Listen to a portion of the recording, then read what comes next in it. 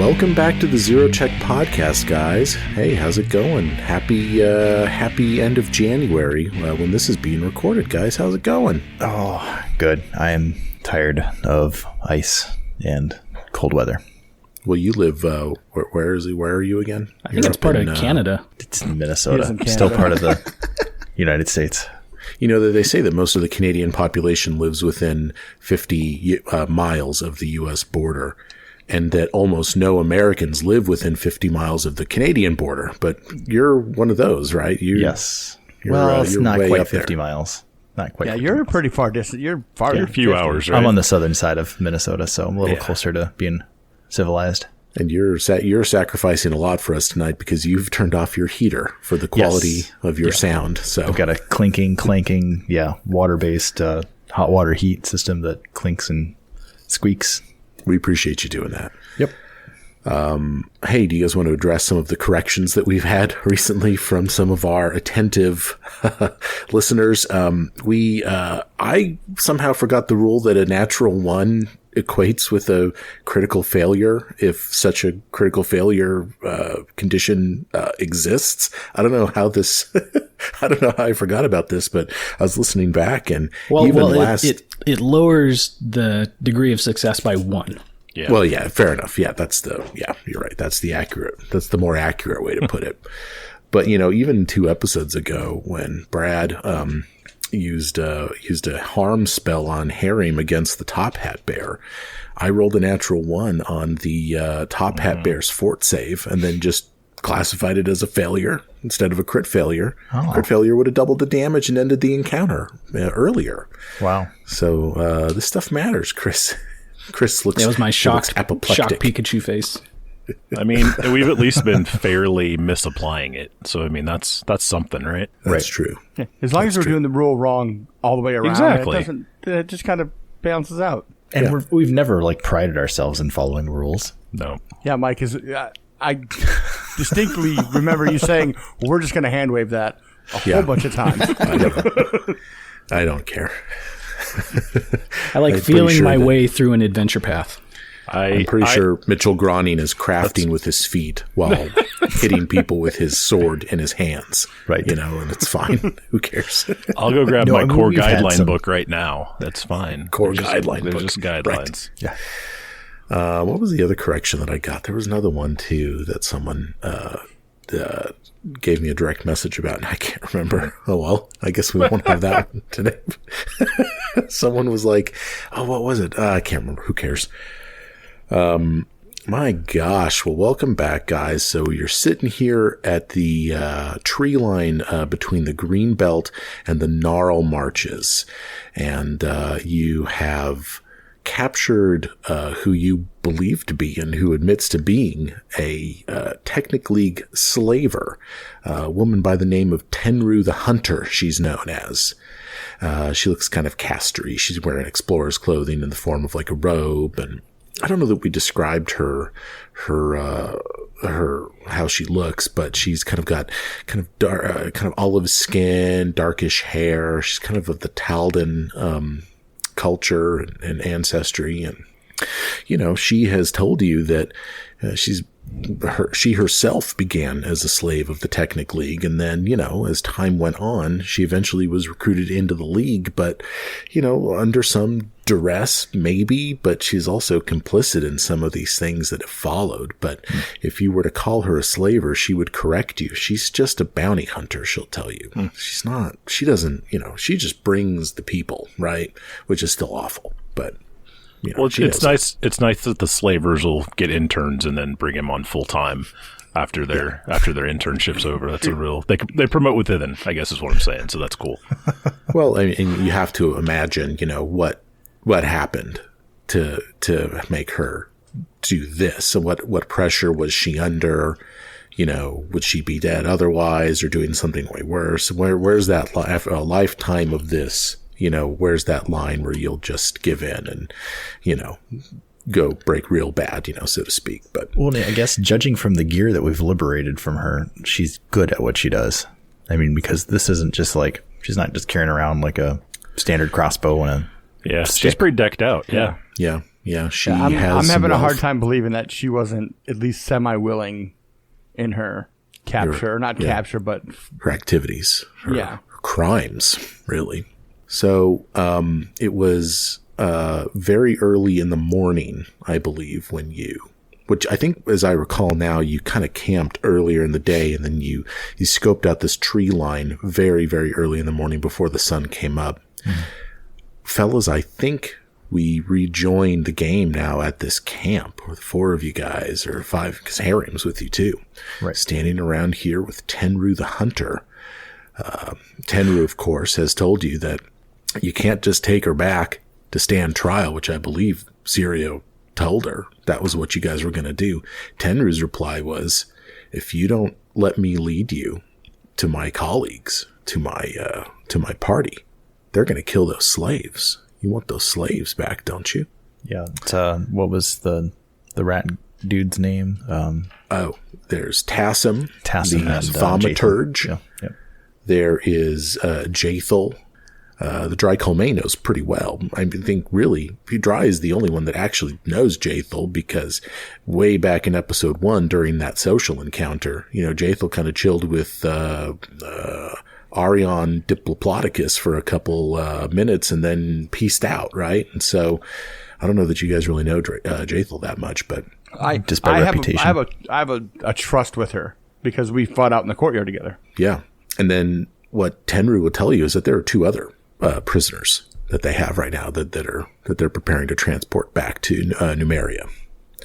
So that's where we find ourselves there, fellas. What are you thinking? What are you doing? What's Let's going go on? recap. I think she'd said that the camp is 20 miles. Yeah, it was 20 miles away.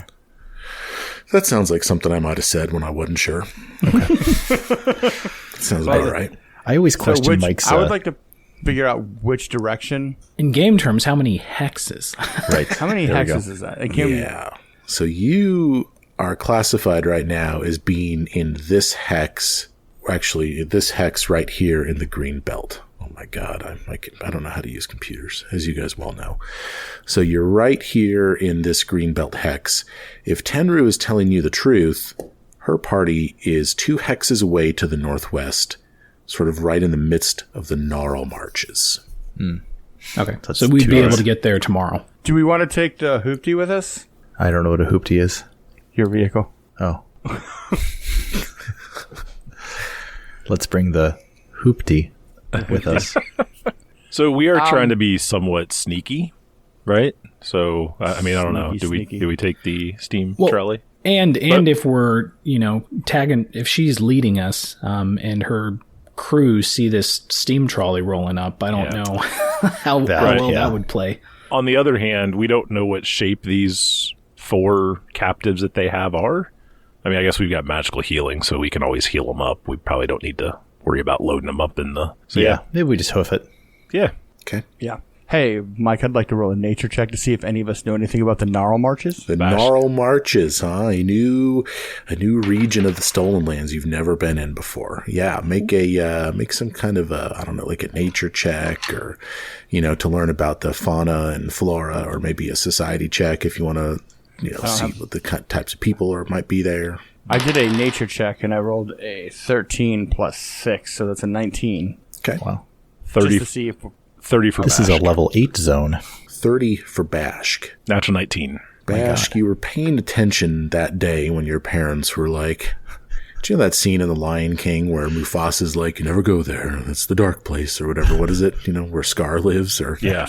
what's his name? Scar? Is that his name? The bad guy? Where the hyenas are from and all that stuff, yeah. Yeah, where Whoopi Goldberg's hanging out with the other 2 actors that they had playing the hyenas. Remember, that was Whoopi Goldberg? That just Was it occurred to me really? the other day. Oh, yeah, was Whoopi Goldberg's one of those hyenas. I didn't know that. She's the one that's like Mufasa. Oh, that's right. Okay. I don't know. Mike, what other Whoopi Goldberg facts do you know? Oh, I love both of the Sister Act movies so much. Sometimes, how your YouTube suggested videos is like a reflection of who you are. I'll get the sister. That's disturbing. They're like, do you want to watch another Sister Act video? I'm like, yeah, I do. Oh, happy day. Yeah. See, you know what I'm talking about. Or I like the the Pitch Perfect movies a lot. Pitch Perfect. I got a soft spot for the first Pitch Perfect. Man, I got never mind. I'm more particular of the Step Up movies. Oh, I love Step Up 2, The Streets, with Channing Tatum comes back for a little while, and actually, let's talk about Step Up for a second. Let's actually talk about where I've never seen it. Let's talk about where Whoopi Goldberg and Channing Tatum are going to cross paths. Do you know of such a project? Possibly. Channing Tatum owns the rights to Ghost and is going to remake Ghost. My suggestion was that Jonah Hill plays Demi Moore's character just for the pottery scene of him and Channing. But then Whoopi Goldberg comes back and reprises her role. Just she's the same lady, just older. Like, holy shit, this stuff's happening again. Yes. So I think if there's an executive, if Channing Tatum's listening to this podcast, you can have that idea, sir. It's possible he might be one of the 12. He could be. The 12. He could be. How is it that Channing Tatum owns the IP of Ghost? I don't know how is it this works, something man. he does? Like, he buys up various intellectual properties and, Apparently. Maybe a smart move. That's worth a bunch of money. I stand by that those ghosts in that movie, like the creepy ones that drag you back to death, were the scariest fucking things in a movie at that time for me. Like, just coming out of the shadows and, like, grabbing people and sucking them back into... I remember I watched Temple of Doom when I was a little too young, and with the heart getting ripped out scene, and my dad had to shut the VHS off for me, so I was all freaking out. I've lost track of where we're at, though. How old were you when that was happening? Because I remember when I was a kid, I was watching the Faces of Death Blu-rays, and they were amazing. There's all sorts of parenting styles, Bill. All sorts of parenting they weren't. No, they were the disc ones. It's the other way around.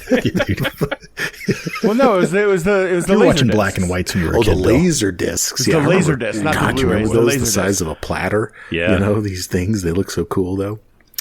I remember when my father proudly brought home Fiddler on the Roof on Laserdisc. There you go.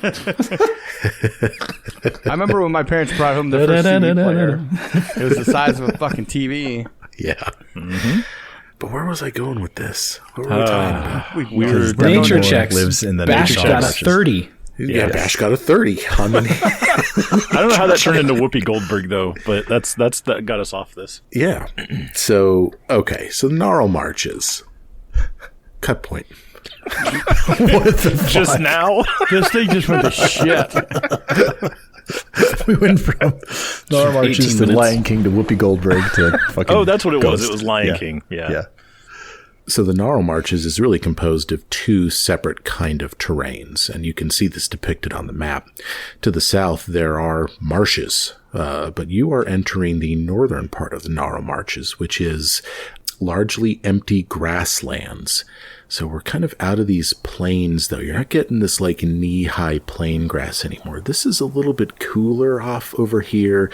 This grass is not quite as long, and you're really walking on kind of dry, hard-packed clay, and it feels rough under your feet.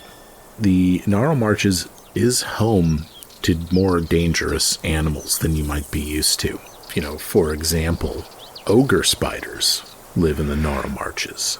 Bashk, that you might find an ogre spider here and there. Would you like to know what an ogre spider is? I can only imagine. Sounds not fun. Ogre spiders are larger than horses. Oh. Well, fuck that. Yeah. Can you ride them like horses? Asking Maybe if you're like a midfoot or something, I guess. But it makes you wonder, if these slavers are cutting their way through the Narlmarches, how competent must they be to be kind of living out here, right? Chilling, waiting in a camp. Or are they taking steps to be very low profile? You don't know. But as you're moving through all of this, you realize that you're probably going to need to play it very safely as you camp. Do everything possible to camouflage the camp and, make sure that you're not seen at night and all that shit. And we're probably going to need a check here from Bashk Trand near the end of the day to find a campsite. I'm just loving this. But yeah, you're walking along.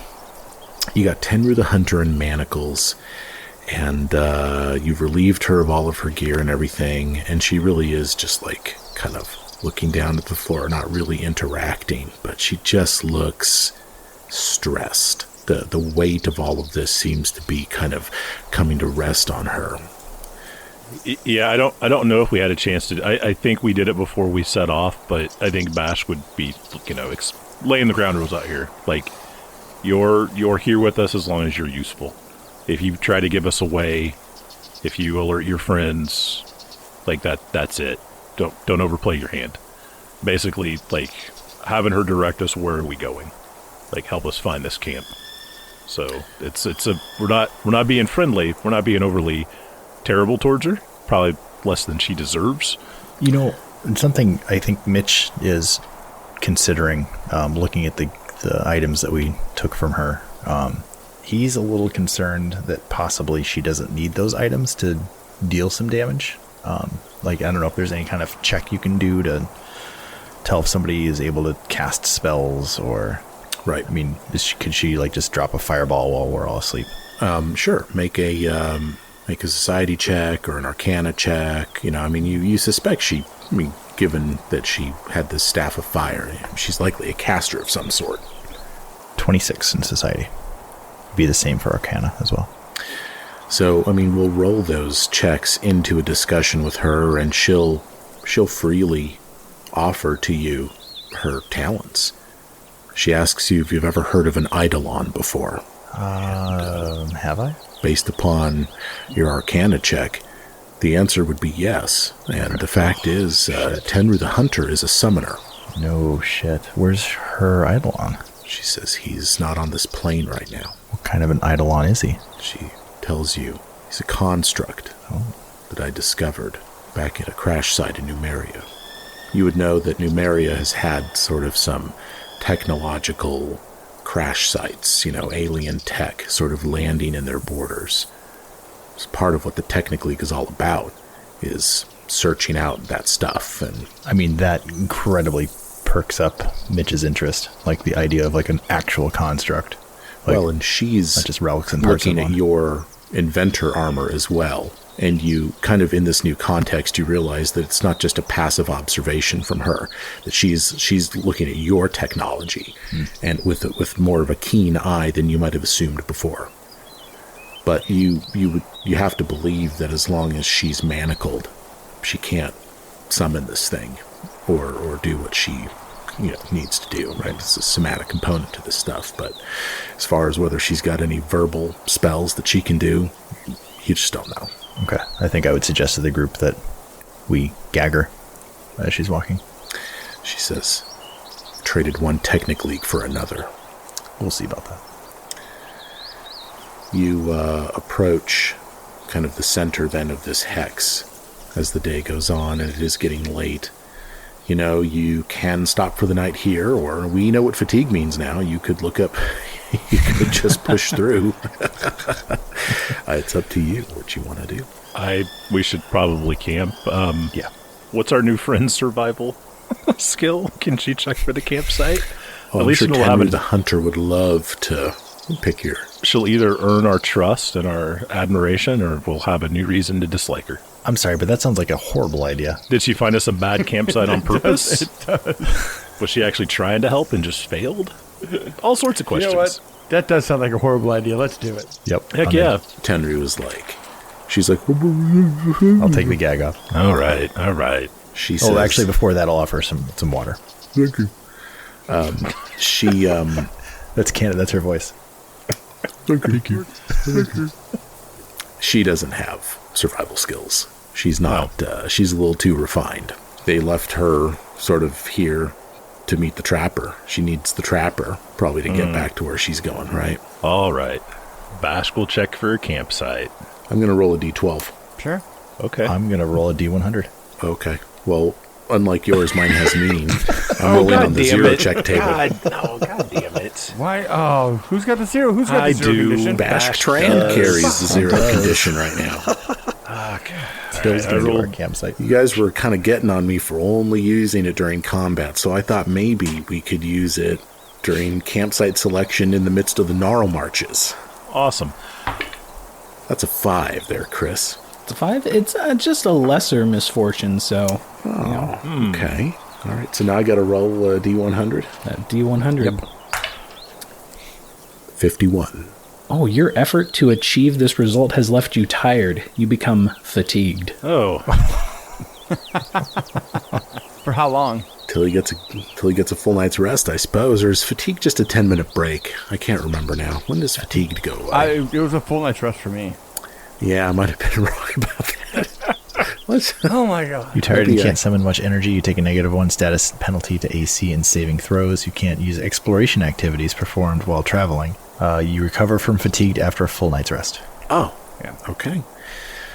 Tran, you're attempting this survival check, and in doing so, you become fatigued. Yeah. Let's get the survival check for you, man. Yeah, so roll a 13 for a total of 23. Or is camping considered exploration? Oh, can I? Maybe I can't. Can you even do it? I can't. Maybe I can't do it. Yeah. Yeah, that's kind of what I thought. You're just too tired to find just worn out, He guys. sits down. He's like, I can't do this. Oh my gosh. Okay, read the language of 51 again so that we can decide if it happens before or after his activity. Your effort to achieve this result has left you tired. You become fatigued. Okay. So while he's doing it, he gets too fatigued to finish. Well, he's achieved the result, though. Your effort to achieve the result. That's how I'm reading it, too. I read it as while he was trying to achieve the result. We can do it your way. It's much better than my way. Well, the rule short circuits itself if you don't get any result. Then you can't even do it. Oh yeah. So I think, I mean, we all know that I just kind of I'm very results oriented sometimes. I do think that 23, I'll give him the 23, but then he becomes fatigued until he gets a night's sleep. You have passed the zone DC in the Narlmarches, sir. You have found a adequate camping site in the Narlmarches. Congratulations. It wore me out. No question that would be a success. Very fatigued now. Well, I'd like to rest by the fire and then form a watch. Okay. And then go to bed. Serial, what are your 2 activities? I want to camouflage the campsite. Bashtrand. Just the relax. I think we'll just eat rations tonight, so I'm not even going to cook. Herring will do his Grotus ritual to increase the encounter DC. That just leaves Mitch Groening. I'm just going to do some crafting. Okay. So we have 2 hours of camping activities to resolve.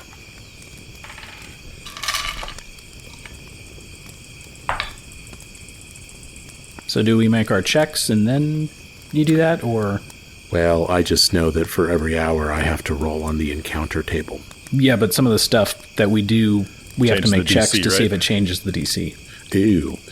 Okay. Well, I just resolved the first hour while everybody relaxed, and nothing happened.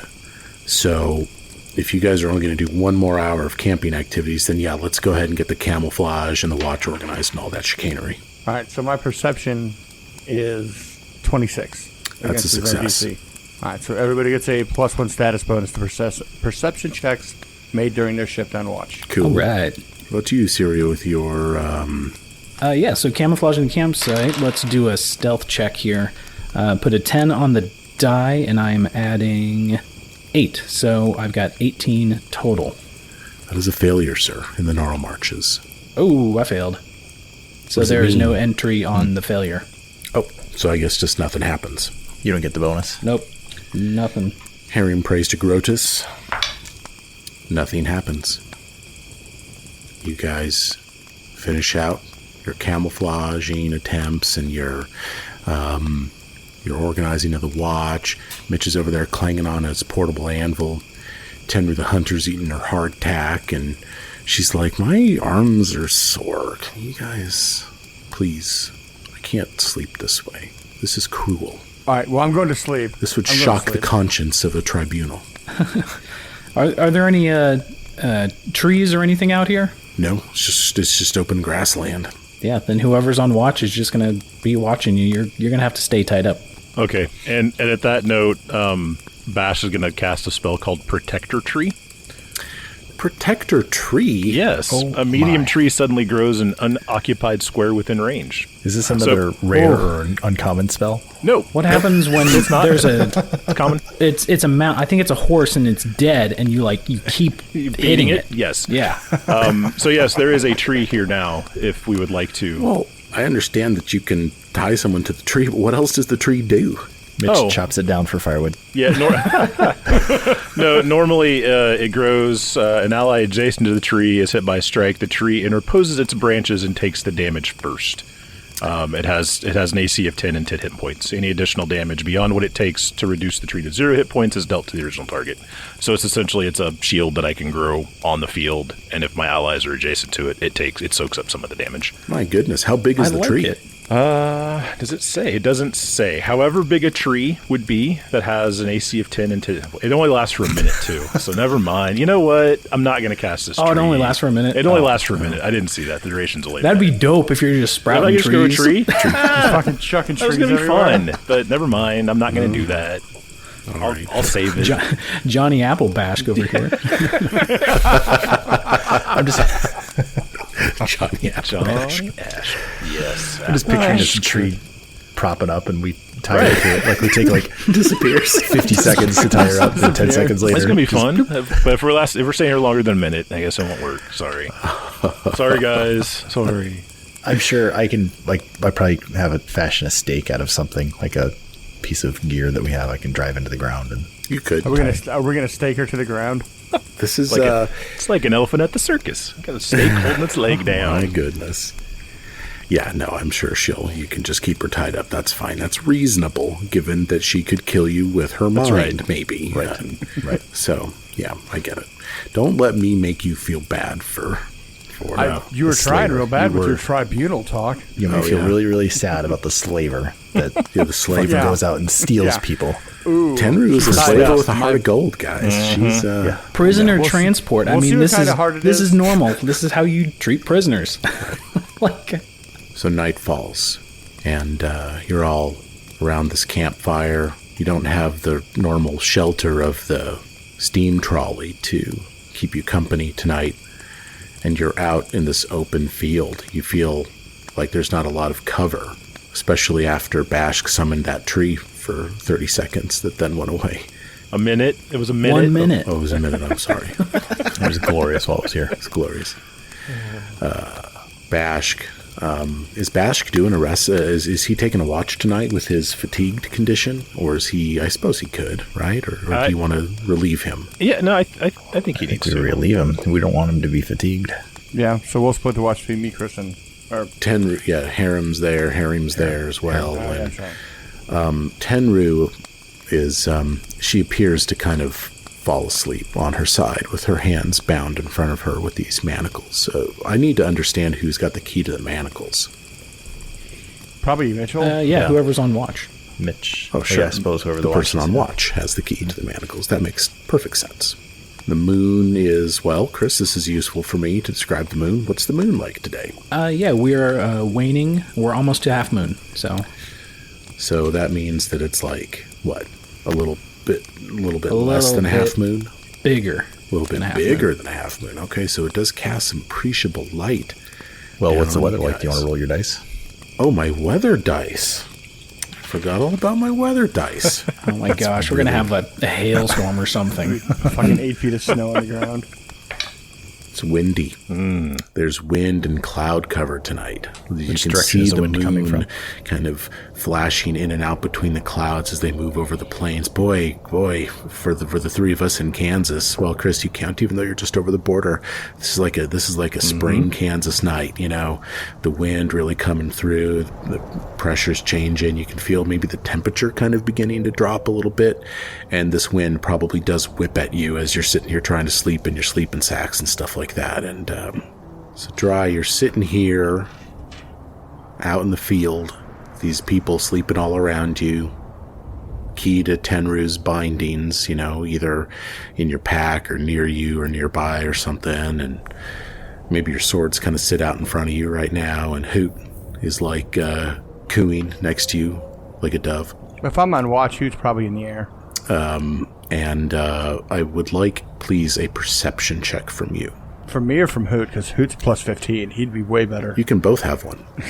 There we go. All right, so Hoot's the black die. He's a giver. And then you organizing the watch should help with this, right? Yeah, well, we got a +1 perception checks. Yeah? Everybody, yeah. Yeah. So give yourself that plus one. So Hoot rolled a 30. Okay. It's a pretty good roll for a bird. Hoot sees 3 hexes away. And then Dry rolled 14 plus 9, so 23. I have to decide whether Hoot was eating a mouse during this. No, I'm just kidding. Okay. You owe it to Hoot. Hoot rocked it. So Hoot comes down. He flies down to you silently, so quietly as owls are able to do. And he pecks you on your fucking nose because something is happening. And you look around, keying off of what Hoot has directed you to, and you can see that the wind, it was before this, it was kind of whipping through kind of the shin, ankle-high grass, right? In kind of those windy sort of patterns, you know? But now the patterns all around you have changed. And almost like the beginnings of a crop circle, like there's this circle around the party where the wind is not really affecting these blades of grass anymore. And you can feel that the circle is slowly beginning to march toward and close and get smaller and smaller around the party. It's like 20 feet away in every direction right now, and it's moving kind of slow. Like this isn't an immediate thing, but it kind of started, maybe 30 feet away, and over the next 20 or so seconds here, it's kind of closing, almost like a noose around the party. I scream at everybody to get up. Everybody wakes up, right? Sure. Yeah, sure. and then I send Hoot back up into the air because I don't want him next to me. You don't want him at jaw height? No, I don't. I send Hoot back up into the air. And you guys all wake up. You're kind of groggy. I would say at this point now, and really what we're just talking about is like an effect in the grass, right? You don't see anybody or anything, or at least I don't think you do. Everyone's kind of awake now, jostling, maybe getting weapons ready to go. What do you do? Pick up my sword, put it in its sheath on my hip, grab my bow, and start just kind of walking towards whatever is going on in the grass, because I'm not very smart. So Siru just woke up hearing a scream. I'm like, what? You're kind of rubbing your eyes. It's like, what's going on? So I'm just kind of sitting up and trying to figure out why Dry was screaming. And you see this effect in the grass, this sort of border closing in on you now. This Mitch is going to grab his armor with both hands, press the release mechanism for it, and Tony Stark it. shoot onto his body. Tenru the hunter is awake, and she watches you do this with surprise. I'll grab my sword and wink at her. Oh my gosh. And Bashk.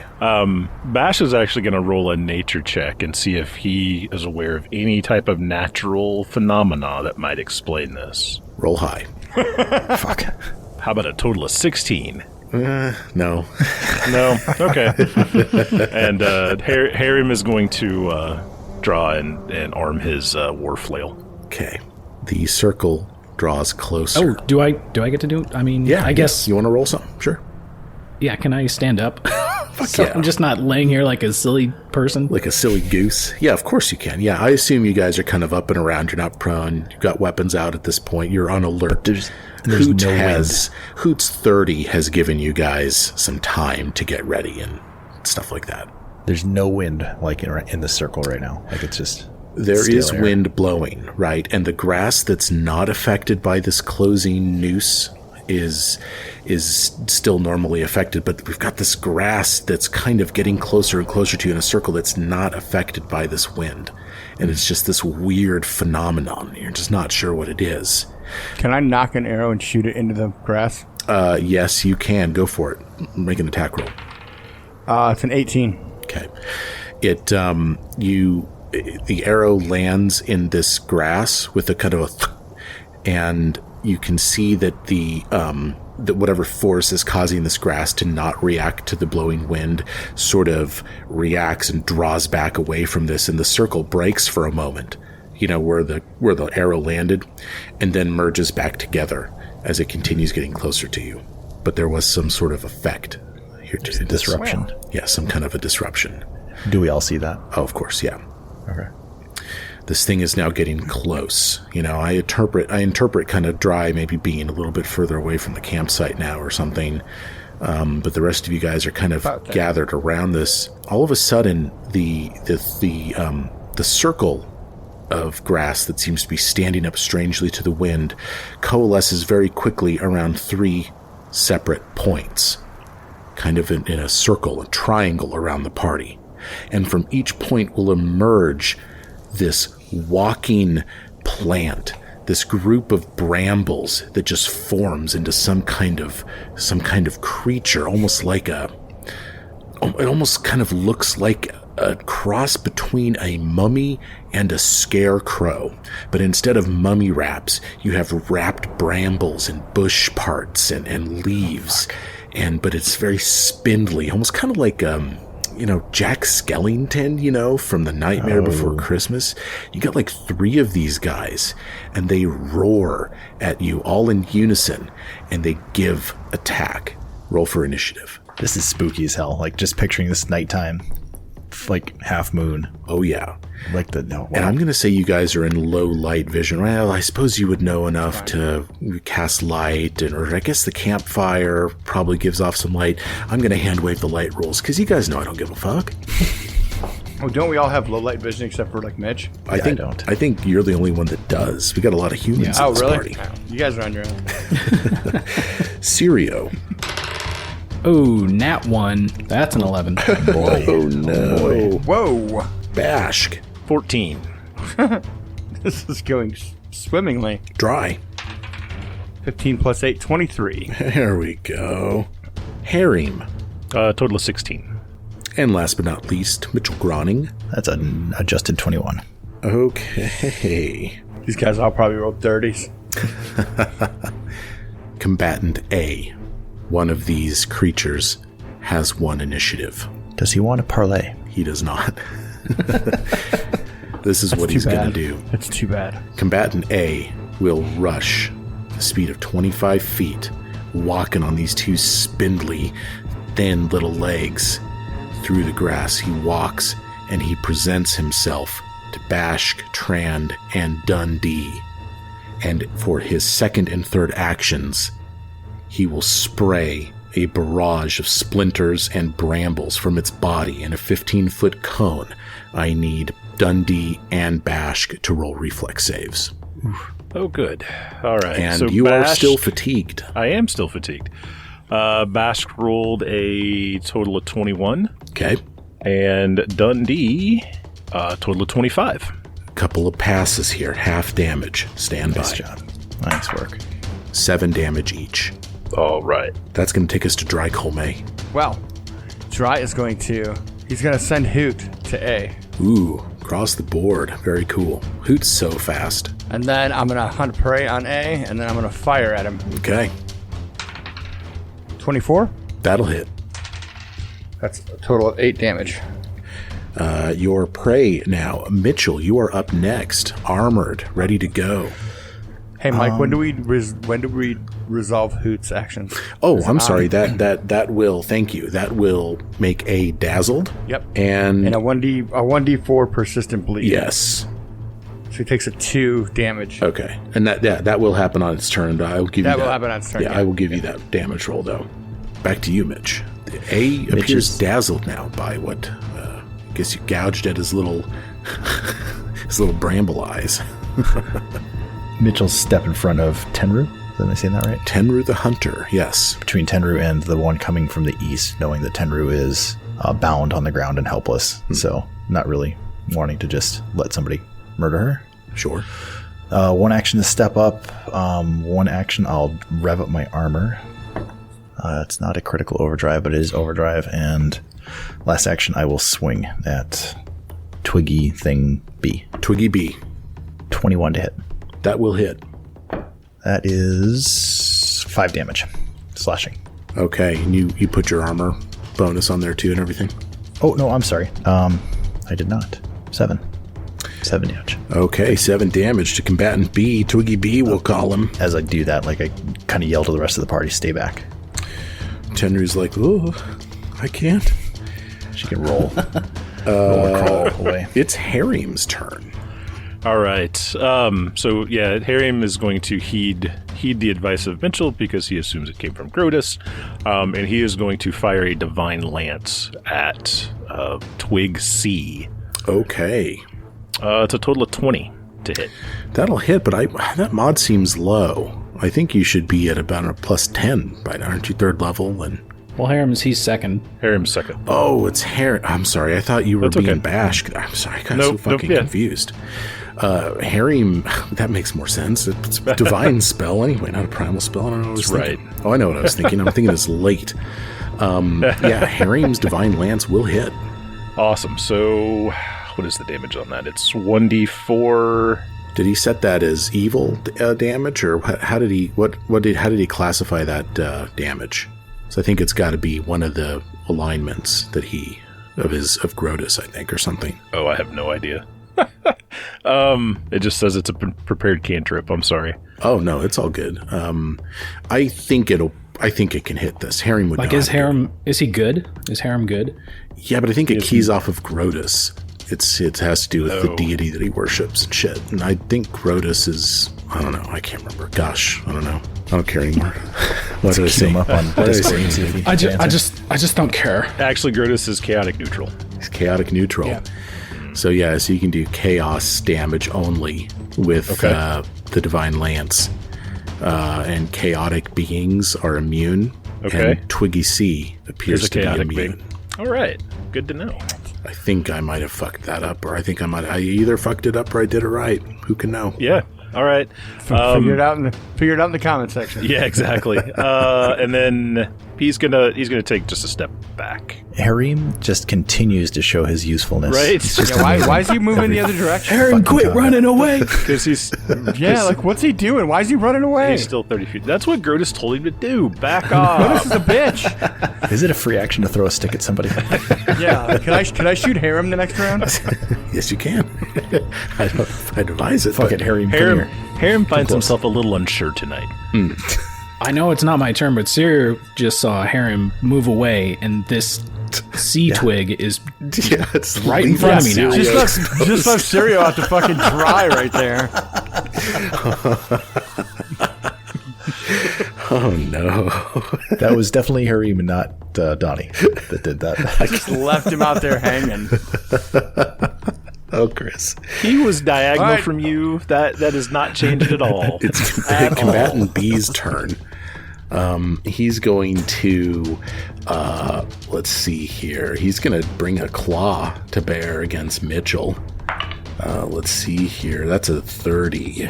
What? Yeah. Whoa. Oh shit! Yeah, that's a What? 30. You got your armor on. Holy fuck, that's a crit. Really? I got you. That's 10 over my AC. Okay. Ugh. Oh, we're gonna have to pull out the. That was a high roll. That's a big roll. I was a high roll. If my roll had been any higher, I wouldn't have needed to know the result. 18 damage. Jeez. Oh, Mitchell takes one in the nuts. Okay. And next I need you to make a reflex save. Strong point, right, Brad? Reflex. All that armor gives him all sorts of mobility. Super mobile. Oh, natural 20. Hey. Look at that. You'll take no damage. Wow. So I put that 18 back on? No, this is the splinter spray for the next two actions.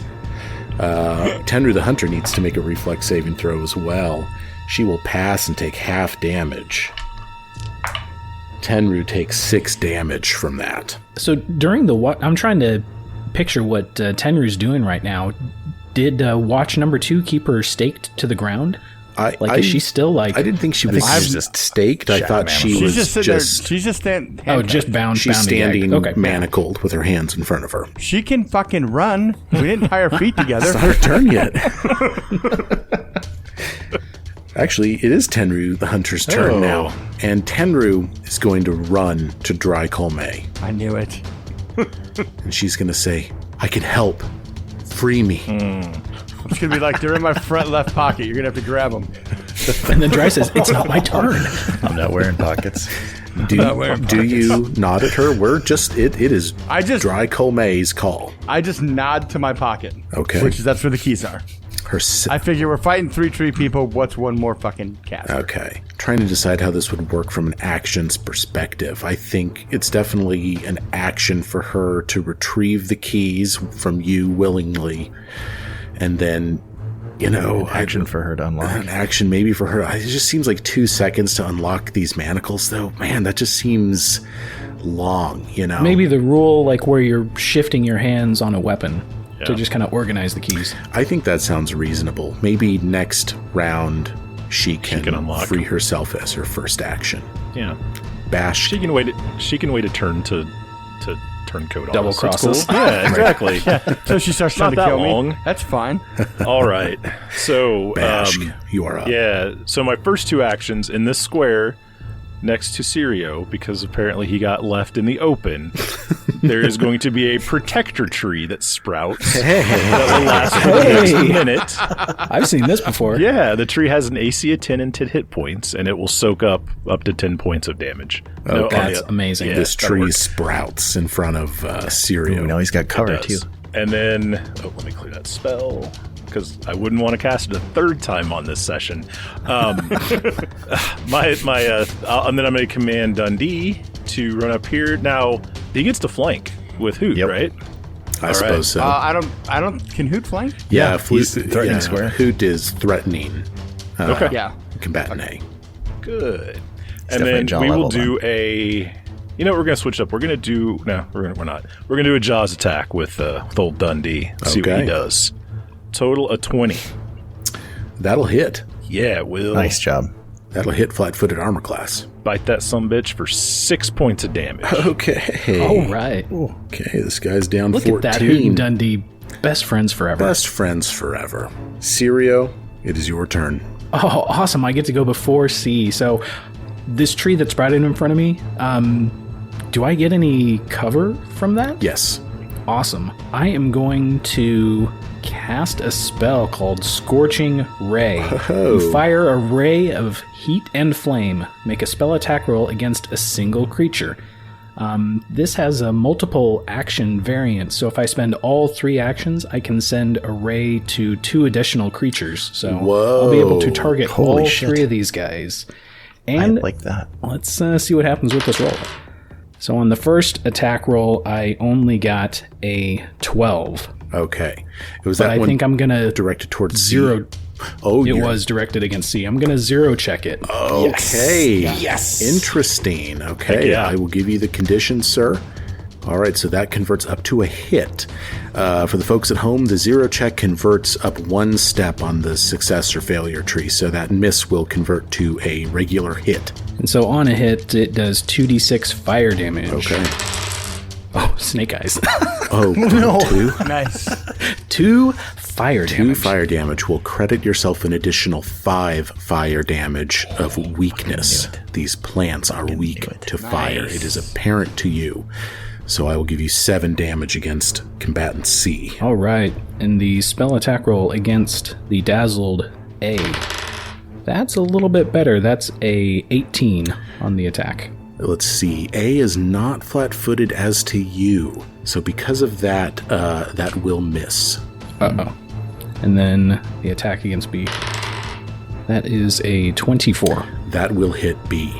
Man, 2 out of 3. That's great. Fuck yeah, that's awesome. 9 plus 5 fire damage, so that's 14 fire. Okay. And just like that, B is down 21 points. Wow. Awesome turn. Fuck yes. And it is combatant C's turn. You fire rate him, right? So he just goes... Oh, yeah. He just starts clicking like crazy. These weird kind of jaws as he rushes Sirio Xavier Sertova. And he's coming at you with 2 claw attacks, one after another. Plus 85 modifier. The first one will be a 20. Not a natural, unadjusted. Yeah, that'll hit. Okay. Let me resolve the second attack first before we move to damage. That second one is going to miss. All right, so just 1 dose of damage, just a d10 plus 4. You got this. Yeah, so how does the protector tree, does it interpose, or how does that... Yep. Oh, It's gonna- right. that The work? protect. I Yeah. forgot about the protector tree, and it's on the map, and I put it there.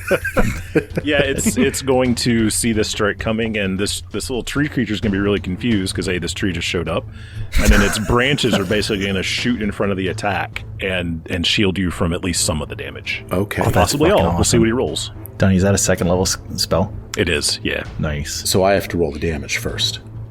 Yeah. And subtract 10, basically. That's going to be a total of 2 damage to Sirio. I rolled 12 damage total. Yep. And then the tree melts, splinters, whatever you want to see in your mind of that tree. It is served its purpose. It says, remember Goodbye, tree. me. It goes away. Says I gotta leave, guys. But Oh my gosh. Wow. Oh, I see. I get it now. You must be a dad. Okay, it's A's turn. So A is dazzled, and at the end of this turn, A will take some bleed damage. A's got Hoot and Dundee on either side of it. I can't decide who he's going to attack. I got to resolve it with a roll. Let's see here. That's going to be Dundee. boo. All right, so this... I mean, good for Hoot, but... Yeah, good for Hoot. Not great for Dundee. So, I'm going to make my flat check roll, DC 6 flat check, to see if he can target Dundee. Oh, he misses on the concealment. Hell yeah. Wow, so I'm not even going to bother rolling against armor class. And a second attack then against Dundee. He'll pass concealment that time, subject to the multiple attack penalty. He'll roll this natural 20 on Dundee. Oh. Not a named creature, but I will get to do a bit of a big dose of damage here. 2d10 plus 8. Oh my god. Uh-oh. 23 damage to Dundee. That's a good roll. That's a high roll. I rolled an 8 and a 7. He had exactly 23 hit points. Oh my gosh. So he just sends Dundee down into dying ranks. Dundee will flow to dying 1. He'll turn around with his final action, whip out toward Hoot. I rolled my white d20 and I set it aside, still resting on the 20 very proudly. I think I'm going to leave it there the rest of the night. I'm going to switch over to my dark blue d20. That is going to miss Hoot. That is going to be the end of A's turn. A will take that 2 persistent bleed. And let me roll a DC 15 flat check to see if the bleed goes away. The bleed does not go away, so combatant A will continue bleeding. Dry, Colmay. You just looked over in the corner of your eye and you watched Hoot dodge a blow from A. What do you do? Hey, Mike, before we start the next round, I missed a piece of this spell. Oh, yeah, let's pick it up.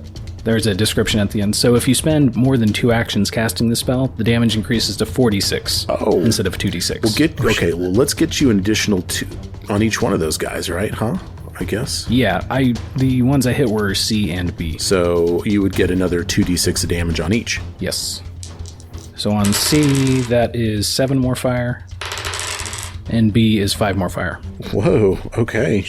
B has taken 26 damage now. C has taken 14 damage, and A has taken 16 damage. So you guys are getting some work done here. Thank you. Yeah, I'm happy to give you that. Okay, back to you, Dry. I'm just still hunting prey. It's going to shoot at A. Hunting prey on A. That first one's going to be a hard miss. Coming in at a 13. Yep, that will miss. And the second one is going to have Chris pulling out the deck. No. Shit. To see if I broke my bow again. The crit deck, right? Yep, that's the Oh, deck. the fumble deck. The fumble deck. Is that the same dice from last week? Yeah, we might need to put those away. You're retired. Yeah, might be done with that set. Let's get that card for Mr. Coleman. All right, so this is with your bow, so it's keyed off the ranged entry here. Huh? You are confused. That's about right. Oh, no. So I don't even know what confused does. It sounds sound good. Confused. Let's look it up. Oh, you don't have your wits about you, and you attack wildly. You are flat-footed and don't treat anyone as your ally. What? What? You cannot delay, ready, or use reactions. Your targets are determined randomly. If you by have the no GM. other visible targets, you target yourself automatically hitting, but not scoring a critical hit. You can use all of your actions to strike or cast offensive cantrips, so the GM can have you use other actions to facilitate attack. Your targets are determined randomly by the GM. Oh, I love this. If you have no other viable targets, you target yourself, automatically hitting but not scoring a critical hit. Fuck is this? If it's This is impossible bad. for you to attack or cast spells, you babble incoherently, wasting your actions. Each time you take damage from an attack or a spell, you can attempt a DC 11 flat check to recover from your confusion and end the condition. What the fuck, Paizo? Oh, you put... So if they never attack him, he just stays. I guess an ally can come up and smack him. Yeah, we got to slap you. Slap and then we can try to smack him. Holy shit, shit, that is brutal. Wait, what's the duration on that? I'm confused. You're confused. Oh shit! Until I get out of him. Okay. Wow. Yeah, until he takes damage and he's got a flash. He's got to pass. So he's got one check. action left. I think we've got to take an attack. I last action think I on a need random to target. go ahead and determine who he attacks. So you've become confused. Someone help me. That Hoot. thing sucks. Help me understand how this happened. So you're trying to attack. Maybe you're just... I don't know, like maybe he pulls the bowstring slip back behind and his head smacked and him in the lets face. it loose and it twangs him in the back of the head or something. This is what I think is going on. Everyone on this... Something has happened to Dry in this moment. And every combatant on the board has taken a shape that has been described to Dry before by Mitchell Groning. Everyone on this board all of a sudden appears to either be a figure shrouded in red or a figure shrouded in blue. It's this weird thing, like the moon has moved up in the sky. The wind has stopped. You're not even in a grassy field anymore. You're like down in a cave at this point, and you just see all of these figures all around you. You don't know who's who. You don't know what to believe. Bill, that is what Dry is experiencing right now. And you see one of these figures in front of you, Tenru the Hunter, although she's not Tenru the Hunter to you anymore. And she seems to be kind of messing with manacles or manipulating her hands somehow. For your third action, you will, subject to the multiple attack penalty, attack one of these people randomly. To be fair, I mean, I think you got to include your little tree people. I do. In this roll. Okay. And Hoot. Yes. Shut up, And Brad. Hoot. If Dry... God, let me crit Mitchell. If Dry crits Hoot... It's Hoot. It's going to be terrible. It's Hoot. No, It's not Hoot. Oh my god. It is. It's Hoot. Okay, so here's how I determined this. I just went down my initiative order. I assigned everybody a number. There's 1 through 9 right now. There's 9 combatants, and I just gave Hoot 10. And you wrote Hoot next to all of them? And I Just says Hoot all the way down. Hoot all the way down. Yeah, no, I did. I rolled a 10. I was re-rolling. I kept rolling over a 10. I was re-rolling on rolls over a 10. I really should just be using a 10-sided die. That would be a lot smarter, Mike.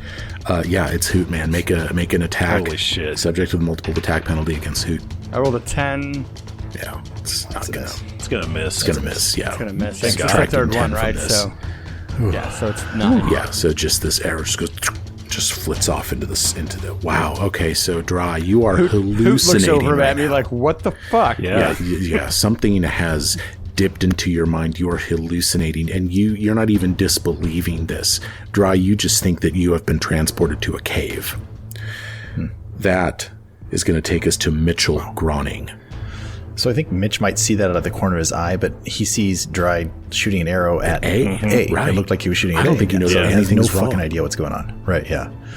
But what Mitch did see, Chris, what was the name of that spell that you... It's called Scorching Ray. Sees this scorching ray hit the target in front of him, and it takes light. Oh, yeah. And Mitch gets that big old grin on his face, and he's going to go ahead and explode. Oh my. Yeah. No one around. It's perfect. 9 damage. All right, I'll give you an additional 5. Ooh. So that's a total of 14. All of a sudden, B has taken 40 points of damage, but is still up. And Mitch will swing with the sword, and he's kind of looking at the thing in these beady little stick eyes. He smells something burning.